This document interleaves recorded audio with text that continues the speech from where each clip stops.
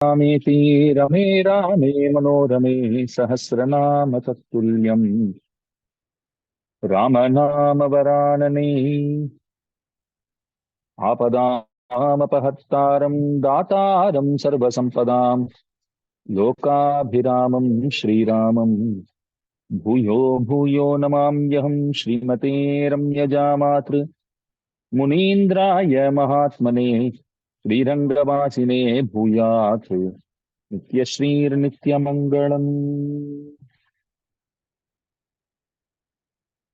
ऊनषोडश वर्षो मे रामो राजीवलोचनः। भगवान जो है बहुत छोटे हैं, वे राजीव लोचन हैं। युद्ध करने में समर्थ नहीं है, राक्षसों के साथ लड़ने योग्य नहीं है। तो कल हमने देखा राजा दशरथ क्या कहते हैं और विश्वामित्र जी जो उत्तर देते हैं, वो सब कल हमने अनुभव किया।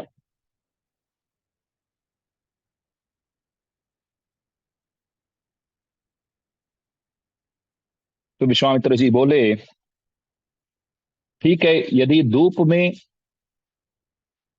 राम खड़े नहीं हो सकते हैं तो हम रात को लड़ाएंगे राक्षसों के साथ।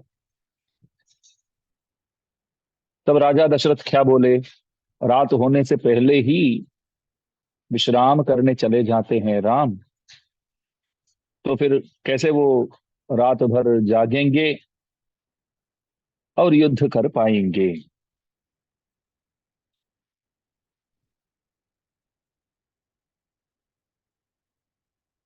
भगवान बहुत कम उम्र वाले हैं। वे लोग जो है रात्रि के समय उन लोगों के बल जो है वो बढ़ जाता है। राक्षस लोग रात को और भी बलशाली हो जाते हैं। जैसे गोदाम्बा महारानी प्रार्थना करती है திருப்பாவை में, கிங்கிணிவாய் செய்த தாமரை பூ போலே செங்கண் சிரிச்சிரிதே எம்மேல் விழிयावो। भगवान के जो दिव्य नेत्र है, उन नेत्रों के निरीक्षण जो है, उस निरीक्षण के लिए पात्र बनना ही हमारे लिए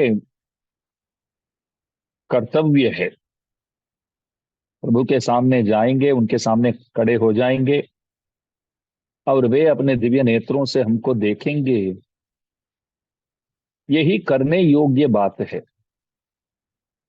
तो ऐसे नेत्र वाले को, मतलब अपने भक्तों के ऊपर कृपा करने वाले, भक्तों के प्रति कृपा करने वाले उन नयनों के जो प्रभु है, मतलब उन नयनों के सहित ऐसे नेत्र वाले प्रभु जो है, तो उनको युद्ध लड़ाने के लिए कोई ले जाएगा।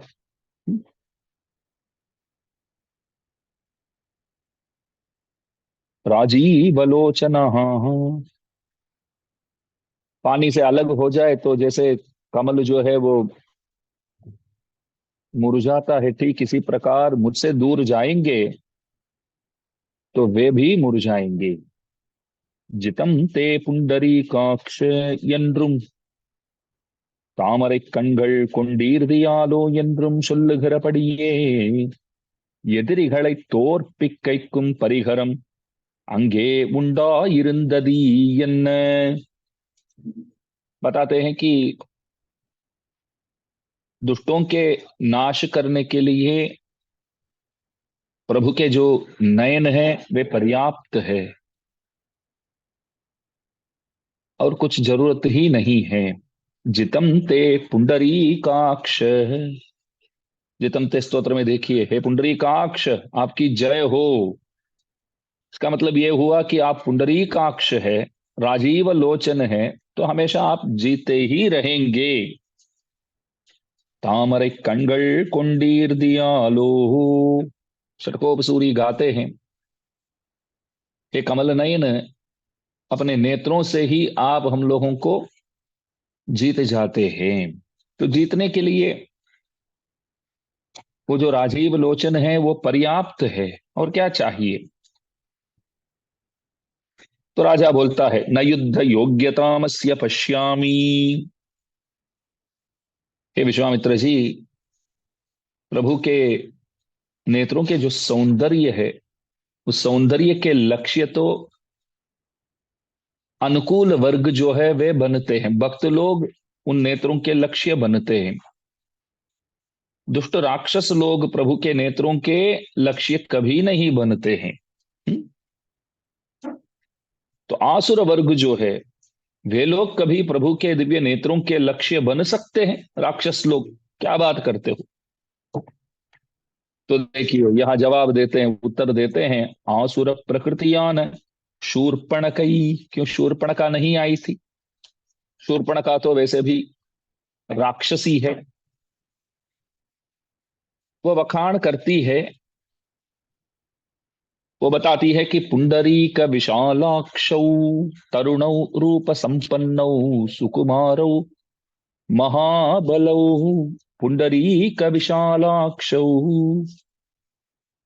क्या बोलती है कि जो राम है कमल नयन है। तो पहले प्रश्न क्या था? जो अनुकूल वर्ग, मतलब भक्तगण जो होते हैं, वे लोग राम के दिव्य नेत्रों के लक्ष्य बनते हैं, बात सही है। ये आसुर राक्षस इत्यादि लोग भी प्रभु के नेत्रों के लक्ष्य बनेंगे क्या? मोहित होंगे क्या? क्यों नहीं होंगे? शूर्पणखा नहीं थी? आई थी, और प्रभु को देख करके वे प्रेम करने लगी वो, और कहती है, कर दूषणों के पास जाकर के बोलती है कि जो राम है वे कमल नयन है करके।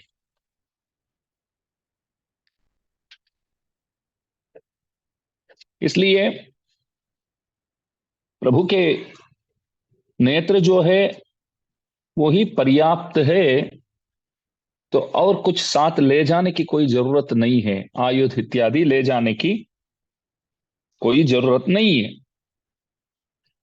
तो यहां राजा क्या बताता है, अस्य युद्ध योग्यताम न पश्यामी। युद्ध योग्यता, युद्ध करने की जो ताकत है, मैंने कभी नहीं देखा है राम के पास। तो बताते हैं, आश्रयन आश्रयंतानुंडाई परिकरम तेड़ वेंडावो।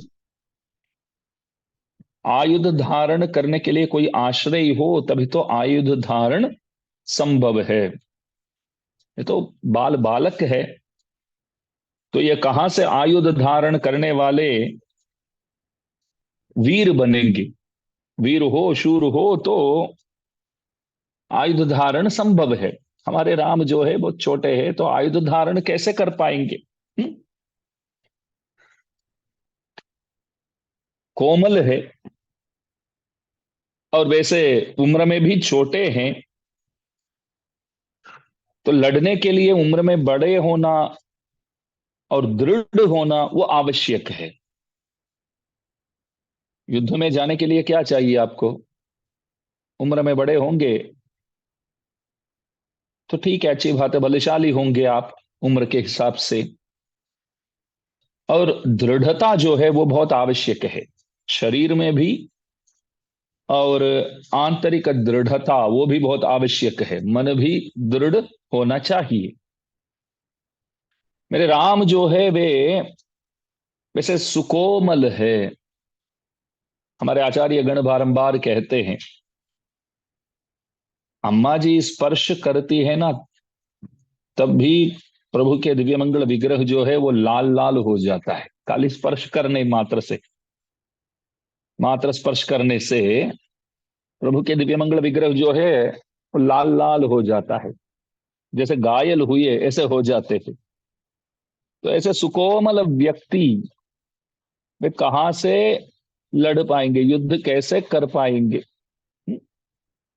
और दृढ़ता भी नहीं है, बच्चे हैं तो कहाँ से दृढ़ता को प्राप्त कर पाएंगे?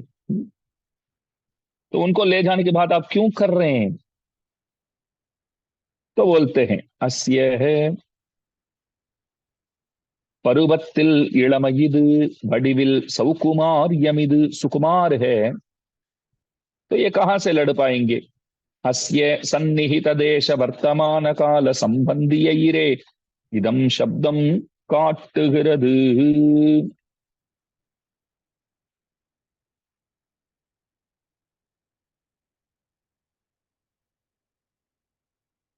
भगवान जो है, राम जो है, वे कहीं देशांतर में नहीं है। प्रभु कहीं दूर पे नहीं है। मतलब राम जो है वे बालक है और वे युद्ध करने योग्य नहीं है।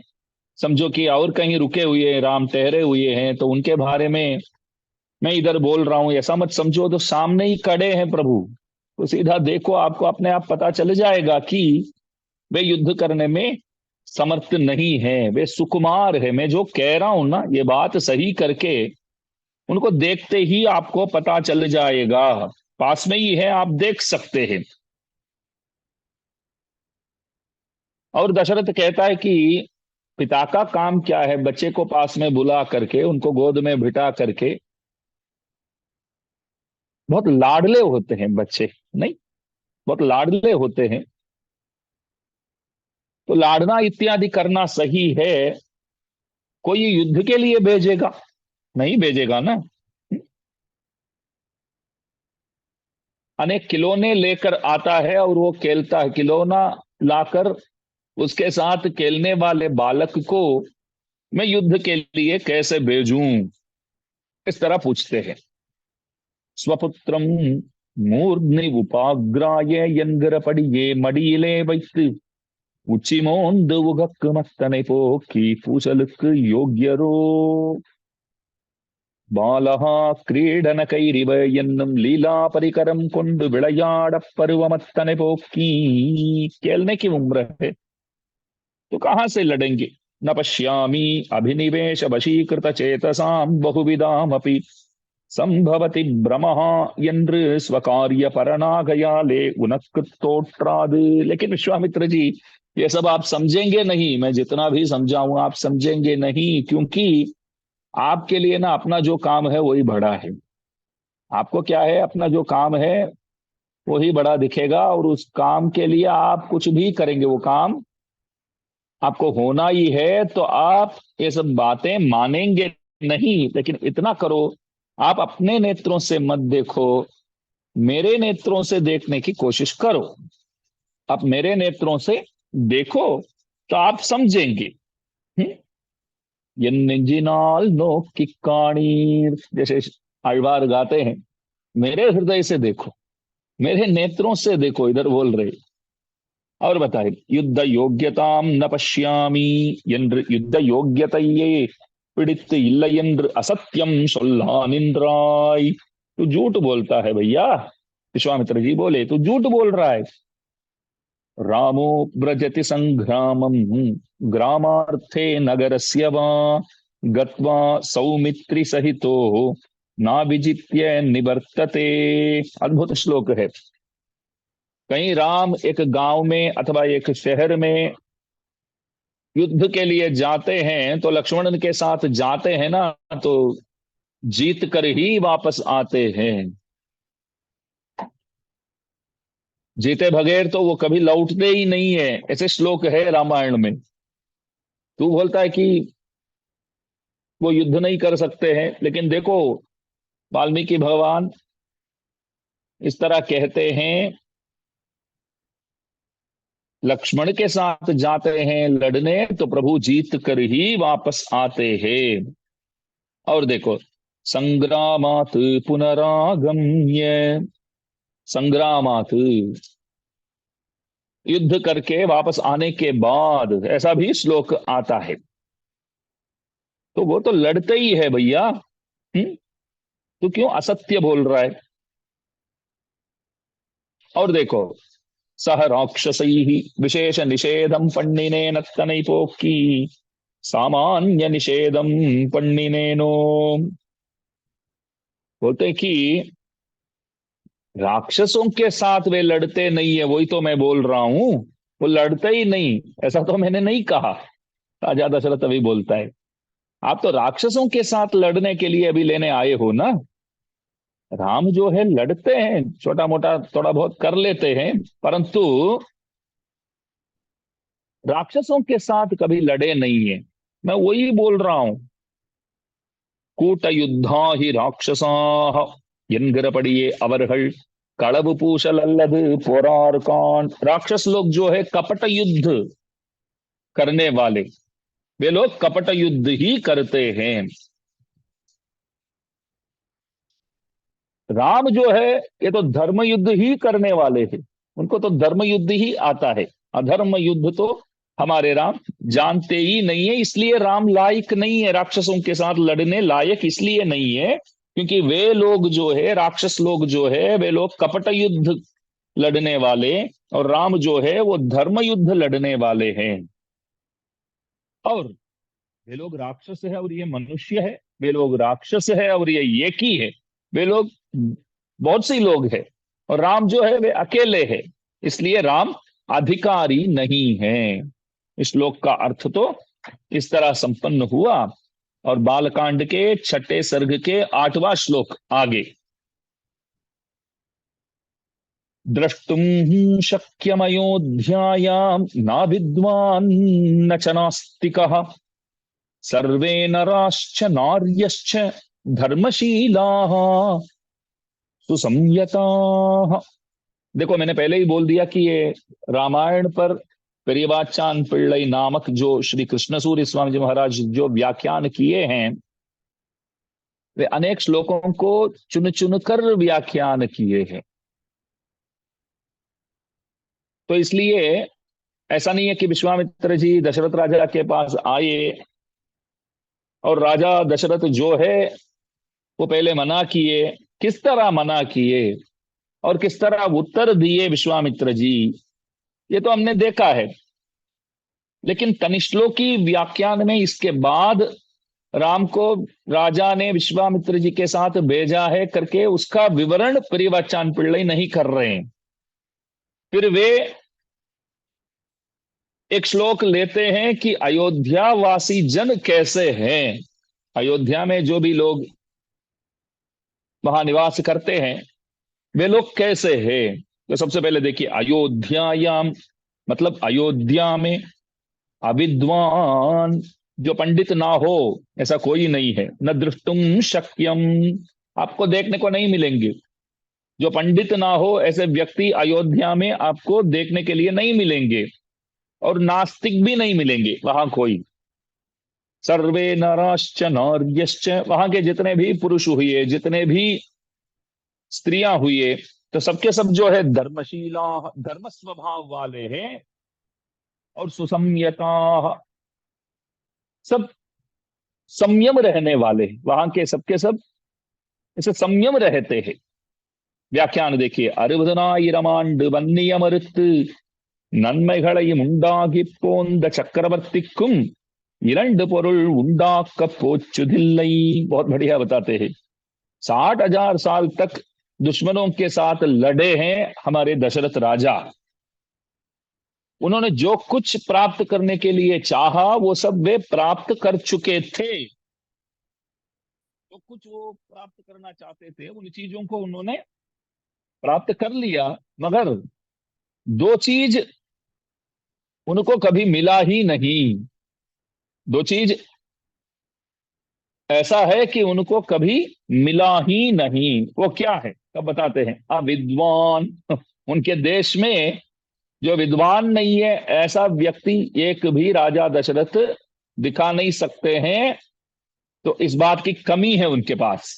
60,000 साल तक अपने दुश्मनों को जीत कर और जो भी चाहते थे उन चीजों को राजा दशरथ ने प्राप्त कर लिया, मगर दो चीज उनको नहीं मिले। क्या? एक अविद्वान, जो पंडित ना हो, ऐसे व्यक्ति उनको कभी उनके गांव में मिले ही नहीं। और दूसरी बात जो है, जो वेदार्थ को मना करने वाला नास्तिक, जो शास्त्रों की जो निंदा करता है, वो एक नास्तिक है। मतलब सब कुछ उनके पास है, एक मूर्ख नहीं है उनके पास, और नास्तिक नहीं है, इस बात की कमी है उनके पास। और देखिए, अब पड़ை வீட்டிலுள்ளார் ராஜபுத்திரர்கள் ஆரேனும் ஒருவர் முடிசூட வமையாதோ என்றிருக்கும் அவர்கள் அல்லர்। वहां सबके सब जो है धर्म स्वभाव वाले हैं, परम धार्मिक है। कैसे धार्मिक है? तो बताते हैं किस तरह धार्मिक है।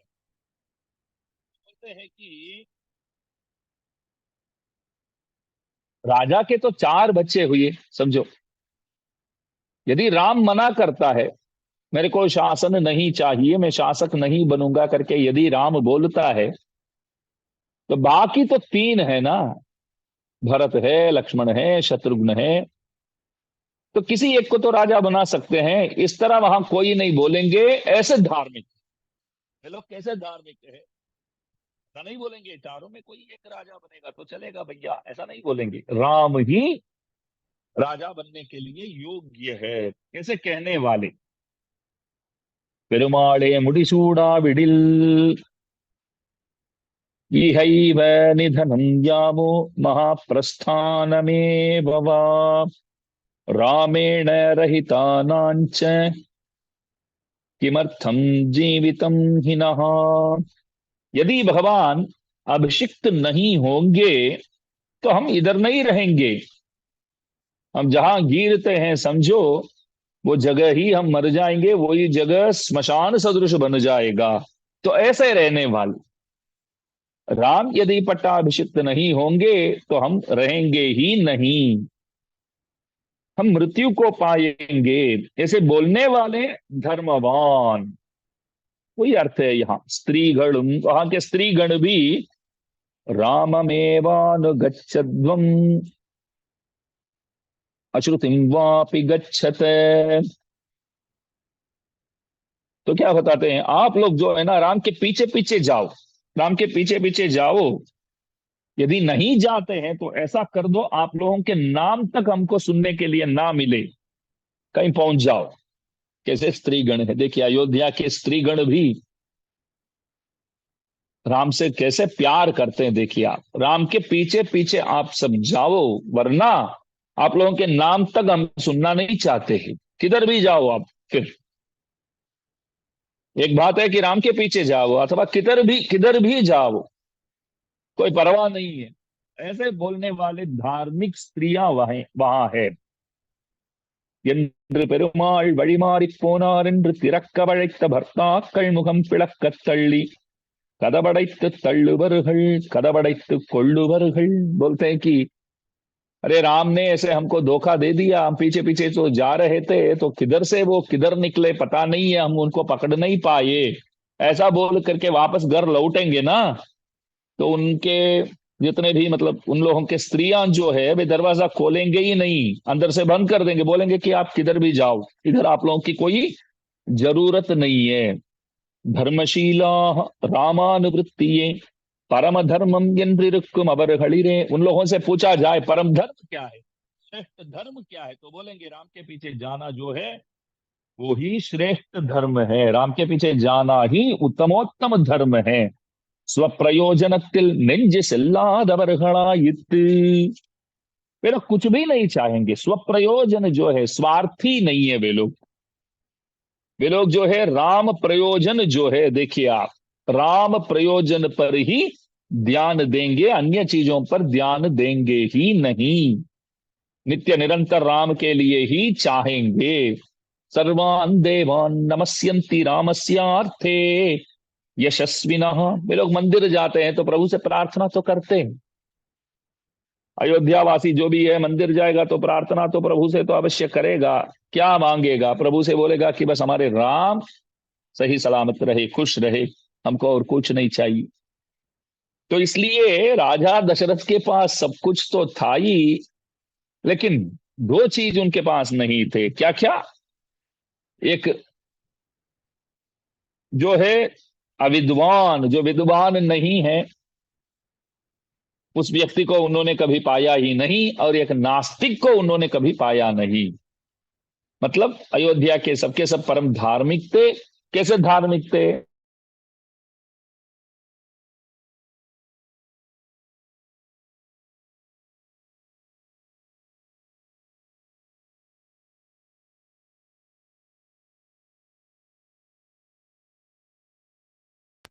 तो वे लोग जो है बहुत अच्छे हैं करके इस श्लोक द्वारा बोलते हैं। और बालकांड के 23वें सर्ग,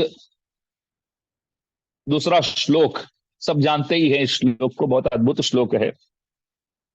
कौसल्या सुप्रजा राम पूर्वा संध्या प्रवर्तते, उत्तिष्ठ नरशार्दूल, कर्तव्यम दैवमान्निकम। हे नरशार्दूल, हे नररूपी शार्दूल, हे नररूपी बाघ, कौसल्या सुप्रजा राम, कौसल्या देवी के सुपुत्र, पूर्वा संध्या, प्रातः संध्या जो है वो समय हो चुका है, प्रवर्तते ही दैवम आन्निकम, भगवान द्वारा जो दिया गया, शास्त्रों में जो कहा गया है नित्य नैमित्तिक कर्मों को करने के लिए आप जागो, उठना पड़ेगा आपको। कर्तव्यम, ये अनुष्ठेय है। नित्य नैमित्तिक कर्म जो है वो अनुष्ठेय है, इसलिए उठो। व्याख्यान देखिए, चक्रवर्ती नुडयवुम श्री कौसल्या कौसलयारुடையவும் தபப்பலமாயிருக்க कौसल्या सुप्रजा राम என்று ऋषि சொன்னதற்கு हेतु। राम कौन है? दशरथ के भी तो पुत्र है और कौशल्या के भी पुत्र है, मानते हैं, लेकिन दोनों के पुत्र है। तो किस तरह जगाना चाहिए? दशरथ कौशल्या सुप्रजा राम बोलना चाहिए ना, दशरथ को भी तो साथ लेना चाहिए, बेचारे हैं, पिता है। लेकिन यहाँ श्लोक कैसा है? कौशल्या सुप्रजा, ये कौशल्या के सुपुत्र। तो राजा दशरथ को क्यों भूल गए इधर? हम्म? कारण क्या है? तो बताते हैं, माता पुत्रस्य भूयांसी कर्माण्यारभते என்று கர்மமானது புத்திரன் விஷயமாக மாதாவுக்கே அதிகமென்று சொல்லுகையாலும்। आप आज भी देखिए, आप बच्चों के लिए बहुत मेहनत करने वाले, बच्चों के पीछे बहुत काम करने वाले माँ होते हैं या पिता होते हैं, माँ ही तो होते हैं। हम लोग बच्चे बड़े होने के बाद 8-10 साल के जब होते हैं तब हर जगह साथ में ले जाते हैं, साथ में चलो हमारे साथ, हम संभालेंगे। लेकिन पहले 4-5 साल तक, 6-7 साल तक भी समझो, ये पिताजी लोग बच्चों को किधर भी अकेले नहीं ले जाएंगे, जाएंगे तो भी 1 आध घंटे के लिए ले जाएंगे। क्यों? हम संभाल नहीं सकते हैं। जैसे मैया लोग बच्चों के पीछे लग जाते हैं, वैसे लग जाना जो है वो हमारे लिए संभव नहीं है, नामुमकिन की बात है। तो इसलिए माता पुत्रस्य भूयांसी कर्माण्यारभते, पिता से भी ज्यादा काम उन बच्चों के पीछे माता जी का ही रहता है। इसलिए सबसे पहले कौशल्या का नाम लेना ही उचित है। कौशल्या ने जो राम के लिए किया होगा वो तो दशरथ ने कभी नहीं किया होगा, वे तो राजा थे। तो प्रभु को नहलाना, प्रभु को सजाना, प्रभु को खाना खिलाना, प्रभु को दूध पिलाना, जो भी है समझो, ये जब राजा दशरथ ने किया होगा? कभी नहीं किया होगा। तो इसलिए दशरथ नंदन राम नहीं बोले, दशरथ सुप्रजा, दशरथ नंदन राम कह सकते थे, नहीं, कौशल्या सुप्रजा राम, कौशल्या के सुपुत्र राम। इतना ही नहीं, श्रुति में क्या कहा गया है? मातृदेवो भवा, सबसे पहले मातृदेवो भवा, माँ को भगवान समझो करके कहा गया है। तो प्रधान माता जी को वहां दिया गया है, प्रधान माता जी जो है वो बताई गई है वैसे। और देखो கைகேய்யா प्रिय कारणात् என்று மாத்ரு சபத்னியான மாதாவுக்கு பிரியமாக துஷ்கர கிருத்தியத்தை பண்ணுகையால் இவருக்கு मातृवृत्ति அதிகம் என்னும் நினைவினாலும் भगवान सो रहे हैं तो विश्वामित्र जी उनको जगा रहे हैं। तो पहले क्या बोले, कौशल्या सुप्रजा राम बोले। क्यों बोले? हमने अभी तक तो देखा कि दशरथ से भी ज्यादा राम के पीछे कौशल्या देवी ही लगी हुई थी, तो कौशल्या बोलना ही उचित है। और शास्त्र भी कहता है मातृदेवो भव, इसलिए पहले माता जी का नाम लेना ही उचित है।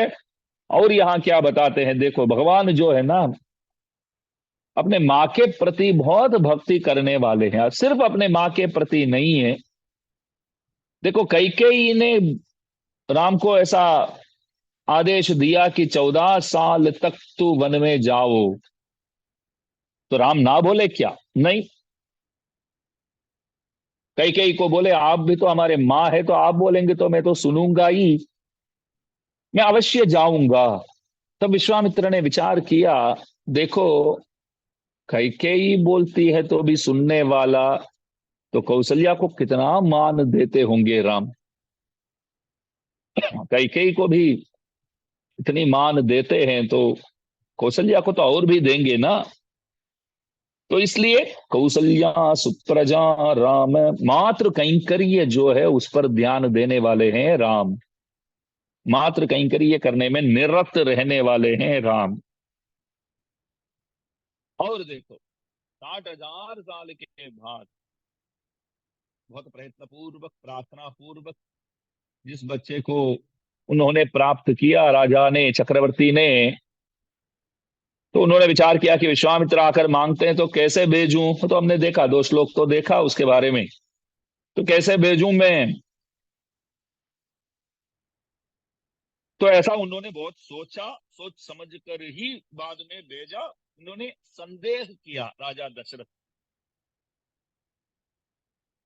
लेकिन कौशल्या जी ने कोई संदेह किया ही नहीं है। अब देखो रामायण में राजा दशरथ समझो कि हाँ बोल दिया विश्वामित्र जी को कि मैं आपके पीछे भेजूंगा, तो हो सकता है ना कौशल्या देवी आकर के मना तो कर सकती है ना, राजा से नहीं बोल सकती है। ये क्या सिर्फ अकेले आपके ही पुत्र है, क्या हमारे भी तो पुत्र है, हमसे भी तो पूछा करो।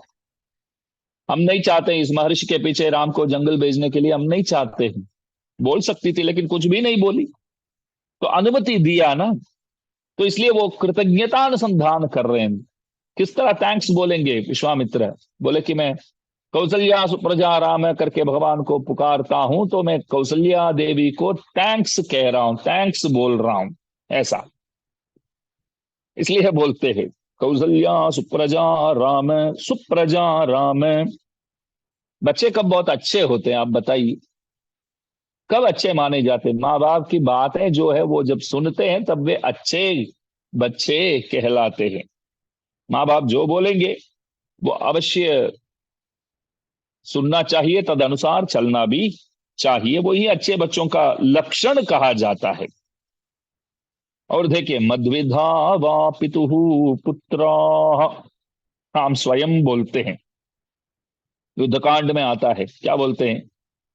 पिताजी के हिसाब से उनके हृदयानुसार चलने वाले बच्चा जो है मेरे जैसे कोई नहीं है। प्रभु स्वयं कहते हैं भैया मेरे जैसे कोई नहीं मिलेंगे जो बंधा पिताजी के वचनानुसार चलने वाला हो।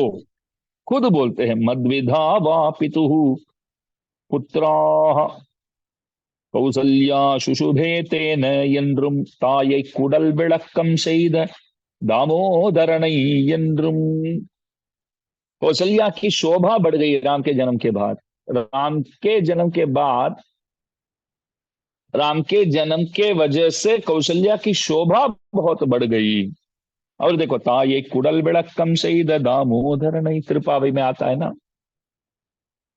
यशोदा मैया को जो भी बच्चे जो भी देखते हैं ना, बच्चे नहीं जो भी देखते हैं उनको बड़े लोग, वे लोग क्या बोलते हैं, क्या आपने व्रत अनुष्ठान किया? जैसे कन्हैया को आपने प्राप्त किया है तो उसके लिए क्या व्रत आपने अनुष्ठान किया, ऐसे पूछते हैं। என்ன நோன்பு நோற்றாள்கொளோ இவனை பெற்றவயிருடையாள் என்றும் முடிய புகழும்படியான பிள்ளைத்தனத்தாலே பெத்ததாயாரை விளங்க பண்ணுகையாலும் நல்ல कुमारने என்கிறார். हमारे तमिल में एक बात है, तिरुकुरल नामक एक ग्रंथ है, तिरुवल्लुवर लिखे हैं, वे बहुत अद्भुत बताते हैं। ஈன்ற பொழுதின் பெரிதுபக்கும் தன்மகனை சான்றோன் எனக் கேட்ட தாய், बताते हैं कि जब हमारा जन्म होता है तो हमारे माताजी लोगों को तो बहुत अच्छा तो लगता ही है। जिस वक्त कोई बालक जन्म लेता है तो उस क्षण को अम्मा जी लोग कभी भूल ही नहीं सकते हैं, बहुत खुश हो जाते हैं तब। एक बच्चे को जन्म दिया और खुद दूसरा जन्म लिया, ऐसी बात है ना भैया, तो खुश हो जाते हैं। इससे भी बड़ी खुशी वे लोग कब पाएंगे मालूम है? तो बताते हैं कि वो बालक बड़े होने के बाद, जब सब बोलते हैं कि बालक जो है वो बहुत बड़ा विद्वान बन गया है, तेरे बालक जैसे कोई विद्वान नहीं है करके जब उनके पास आकर कोई सुनाते हैं समझो, तो उस वक्त माँ बोलती है कि जब तेरा जन्म हुआ तब भी इतना आनंद मैंने महसूस नहीं किया जो आनंद मैं आज महसूस कर रही हूं। तो बच्चे होना वो आनंद की बात है, और वो बच्चा जो है वो विद्वान होना वो बहुत और भी आनंद की बात है।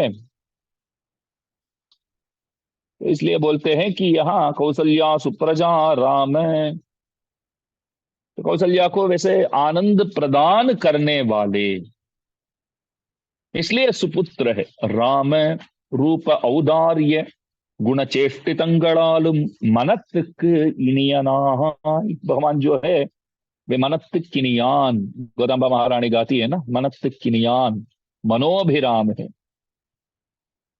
मनोहर है प्रभु, लोगों के हृदय को अपहरण करने वाले, लोगों के हृदय को आनंद देने वाले। राम बोलेंगे तो मन खुश हो जाता है ना, तो मन को आनंद देने वाला प्रभु क्या करते हैं? रूप औदार्य गुणचेष्टितों से लोगों के हृदय को अपहरण कर लेते हैं। उनके रूप, उनके औदार्य और चेष्टित गुणों, यहां एक अद्भुत व्याख्यान है। प्रभु रूपयुक्त है और उदार भी है। रूपयुक्त है तो देखने वाले आनंद हो जाते हैं, और उदार भी है, वांछित फलों को प्रदान करने वाले। ये एक अर्थ है। दूसरा अर्थ देखो, अपने रूप जो है, सौंदर्य जो है,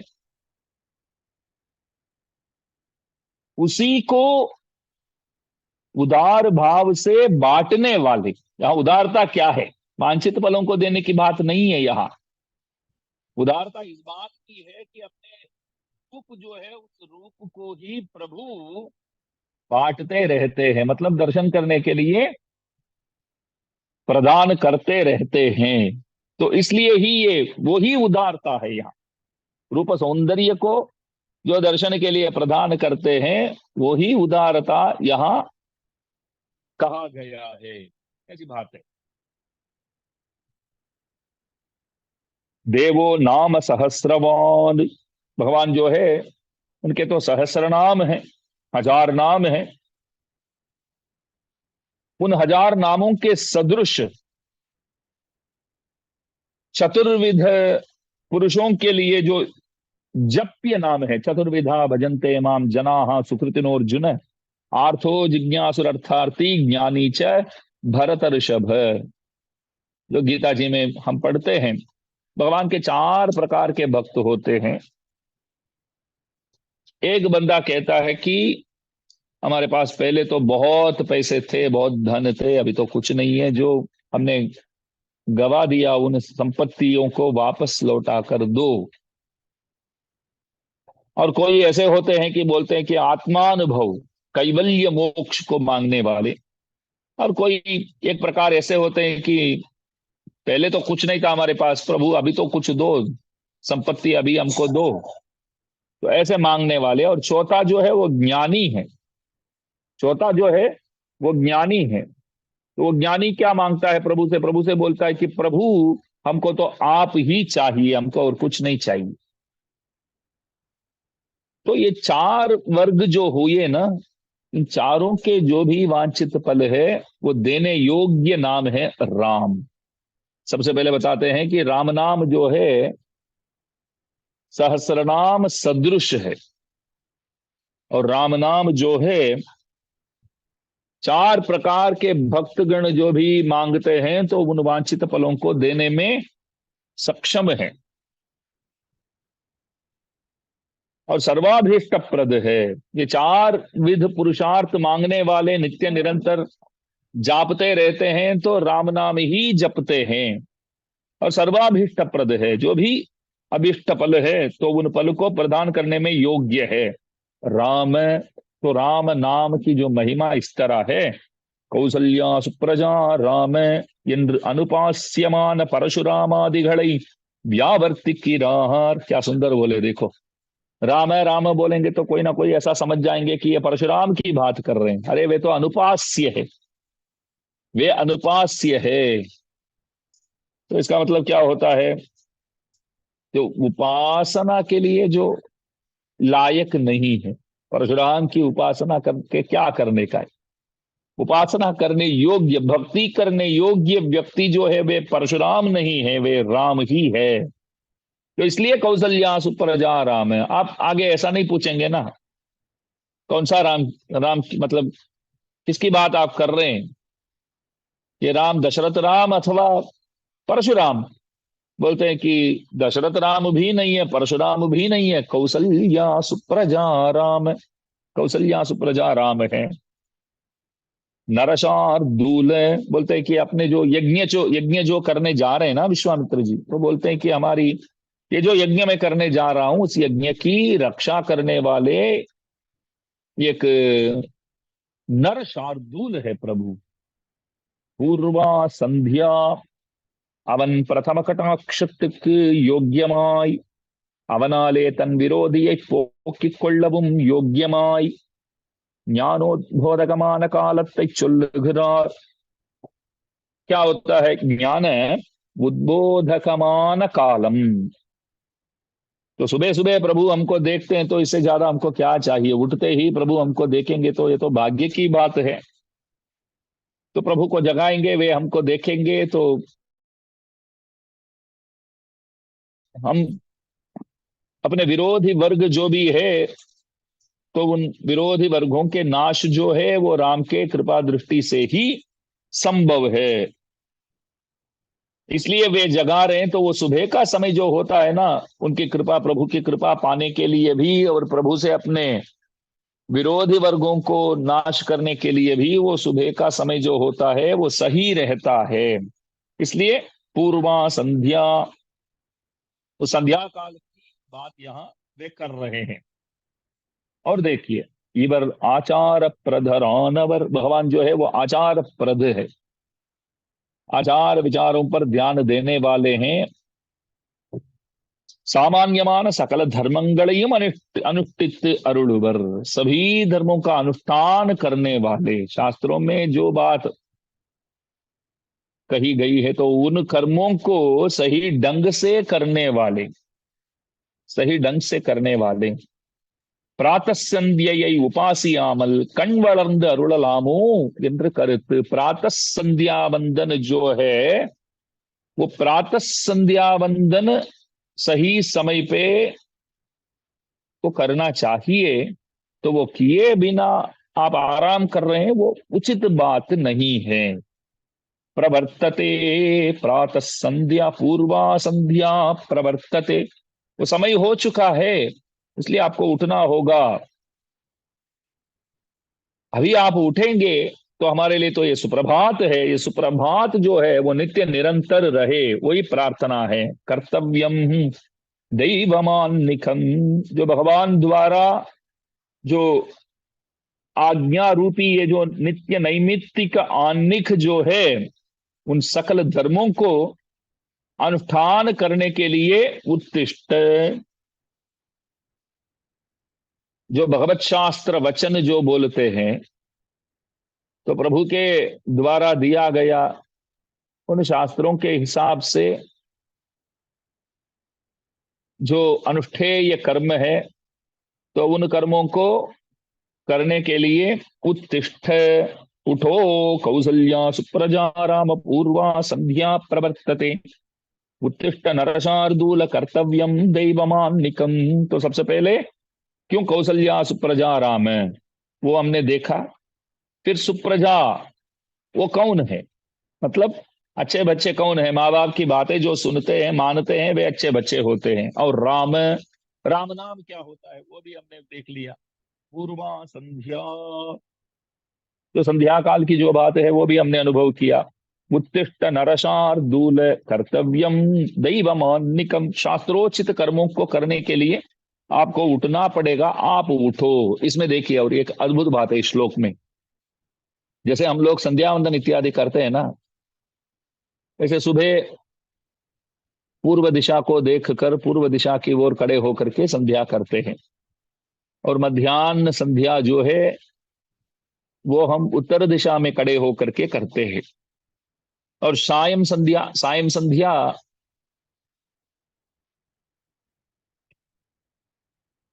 उत्तर दिशा में तो पहले खड़े होते हैं, लेकिन प्रची प्रतीच्य दिशा जो है, प्रतीच्या जो बोलते हैं, तो उस तरफ खड़े होकर के हम संध्या पूजा प्रतीची दिशा की ओर हम करते हैं। लेकिन कांची जैसे विदेशों में एक पद्धति है, एक रीति है, क्या मंदिर में करते हैं समझो।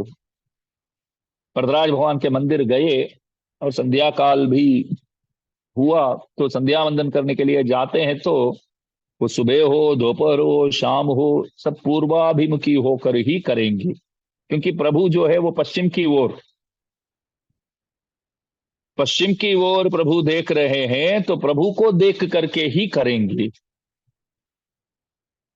बात समझ में आया ना? तो ये नहीं देखेंगे कि अभी तो पूर्व दिशा को देखकर करना चाहिए, अभी उत्तर दिशा, अभी पश्चिम दिशा, वो सब ध्यान नहीं देंगे। बस भगवान को देख करके ये अर्घ्य प्रदान इत्यादि सब कुछ भगवान के सामने भगवान के लिए ही करते हैं। ऐसा क्यों?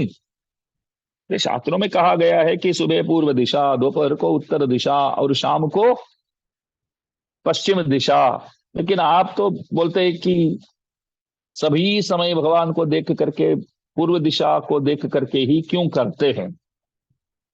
देखो भाई, हमारे धर्म में हम मानते हैं भगवत कैंकर्य रूपम, ये जो दिखता है सूर्य है, तो उसके लिए ये सब कर रहे हैं।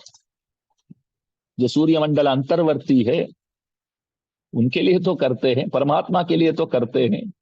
तो देखो, मंदिर में खड़े हैं और प्रभु तो सामने यही है, तो उद्देश्य भूत जो है, लक्ष्य भूत जो है, वे तो प्रभु ही है, तो उनके लिए तो करते हैं।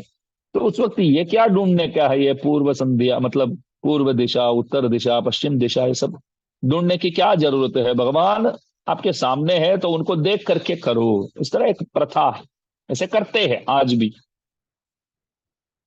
और भी एक अर्थ यहां जानने योग्य है। विश्वामित्र जी कह रहे हैं कि राम उठो, क्यों उठा रहे हैं? जो अनुष्ठेय कर्मों को करने के लिए वे जगा रहे हैं, शास्त्रोचित कर्मों को अनुष्ठान करने के लिए आपको उठना होगा करके बोल रहे हैं। यहाँ और भी एक अर्थ है, बहुत सुंदर अर्थ है। मैंने कहा था ना, मंदिर वगैरह में जब हम संध्या पूजा करते हैं तो प्रभु को देख कर ही अर्घ्य प्रदान इत्यादि करते हैं।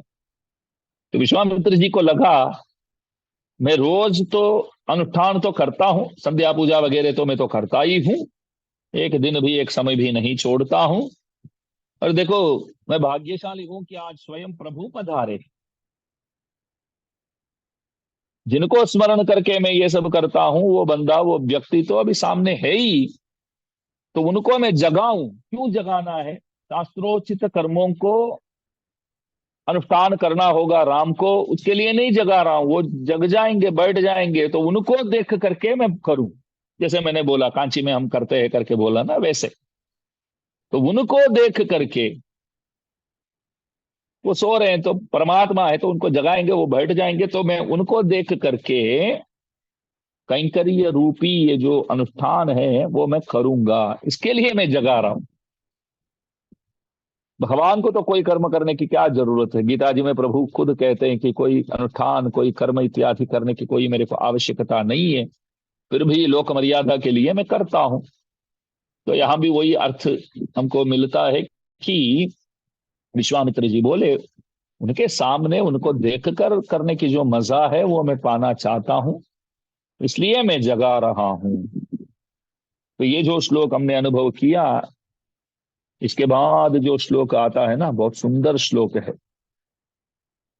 यम सीता मम सुता सह धर्मचरी तव।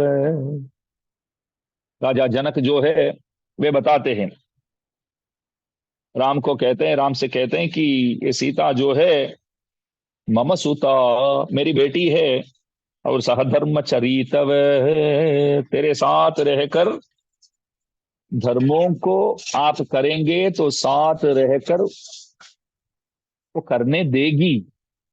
पत्नी साथ रहेगी तभी तो कोई भी धर्म धर्म कहलाता है। तो इसलिए प्रतीच्य चैनाम भद्रम ते ही, ये नाम प्रतीच्य, स्वीकार करो मेरी बेटी को, अपने हाथों से उनके हाथ को आप पकड़ लो,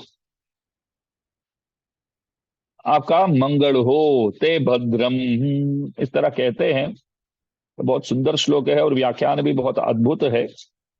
कल के दिन इस श्लोक का अनुभव हम करेंगे। दास को क्या अभी कहीं प्रवचन में जाना है, तो इसलिए ही ये दोपहर 1 से 2 तक, 3 दिन तक, आज कल और परसों, तो इसलिए ये 1 से 2 का समय रखा गया है। दास क्षमा प्रार्थी है। तो उसके बाद हम पहले जैसे शाम को ही अनुभव करेंगे। तो कल सीता विवाह घट में जो राजा जनक राम से कहते हैं उस श्लोक का अर्थानुसंधान कल कर पाएंगे। तो सबसे नम्र निवेदन है कि कल सब पधारे। मंगलम कौशलेन्द्राय महनीय गुणाब्धये चक्रवर्ती तनूजाय सार्वभौमाय मंगलम श्रीमते रम्यजा मातृमुनीन्द्राय महात्मने श्रीरंगवासिने भूयात् नित्यश्रीर्नित्यमंगलम्।